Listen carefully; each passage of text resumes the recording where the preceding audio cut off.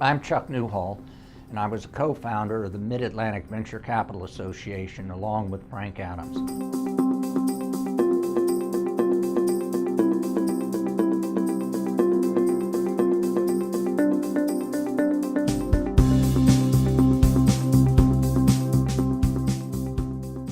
Now, during the time which we were growing from basically nowhere to 20-25% of the venture capital industry in the country, you have to remember that many corporate headquarters were leaving the Baltimore-Washington corridors, as were the big banks. So we were really fighting an economic trend that looked hostile at first, but was not for us.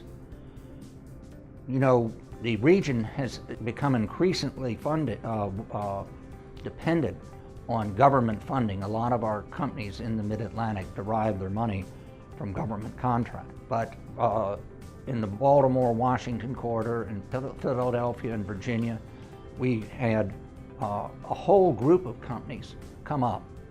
Now, between 1989 and 1992, there were 40 IPOs. 40% of those were medical and technology. By the mid-1990s, those numbers had reversed, and medical investing became out of fashion in the venture capital industry, and the dollars flowing into it declined rapidly.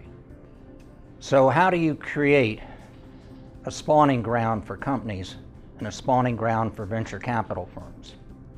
Excuse me for having me use my bayonet as a pointer, but it's the only thing I had in my office that was available. So this is the Western Venture Capital Association, 25 years, starting in 1958 and going into 1993. And you go back to 3 or 4 firms like like our Allied Capital and Data Science Ventures in our region, except these were McMicking and Company, Draper, Gaither and Aston, and Anderson, and a few others. And basically, this is a chart that shows when the venture capital firm was started and then what other venture capital firms came out of it. So Bessemer Venture Partners actually started with Edward Heller in 1958 on the West Coast. And this goes on. You can see Arthur Rock, who's a very famous venture capitalist, and Dick Kramlich came out of Arthur Rock, so you can say NEA.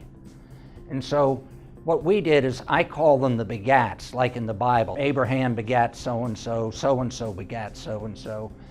And so what you do is you put together a chart which shows the starting of the venture firms, what other venture firms came out of them, and then some of the companies that came out of them.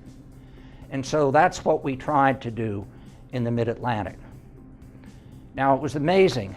In the Mid-Atlantic, there was absolutely no coverage for anything entrepreneurial.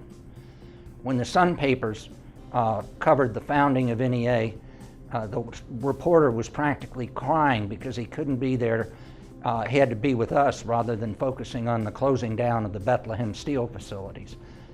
And he said, you know, what you're going to do in this region doesn't count economically. But what Warfields, which was the predecessor to CityBiz, did for us was to provide us a platform from which to speak to the nation. And speak to the nation we did indeed do.